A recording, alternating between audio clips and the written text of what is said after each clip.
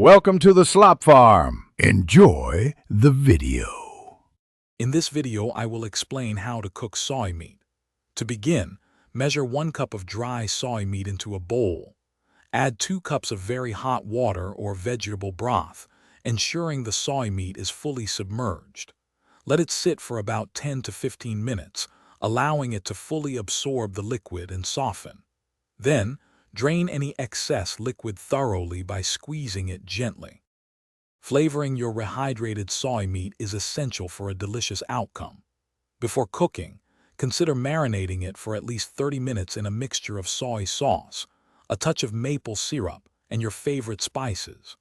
Alternatively, stir in 1 teaspoon of smoked paprika, a half teaspoon of garlic powder, and a 1/4 teaspoon of black pepper directly after draining. This initial seasoning layer builds a rich foundation for your dish. To achieve a wonderfully crispy texture, heat 2 tablespoons of high-heat oil in a large skillet over medium-high heat. Add your seasoned, rehydrated soy meat and spread it into a single layer. Cook for about 5 to 7 minutes, stirring occasionally, until it turns golden brown and slightly crisp. This browning step is crucial for developing a rich, meaty mouthfeel that truly satisfies. Cooked soy meat is incredibly versatile, fitting into almost any dish that calls for ground meat.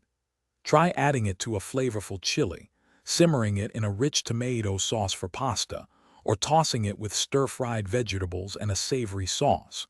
You can even use it to make delicious plant-based tacos or burritos, topping them with fresh salsa and avocado. The possibilities are truly endless for your culinary creations. Thanks for watching. Consider subscribing if we helped you today.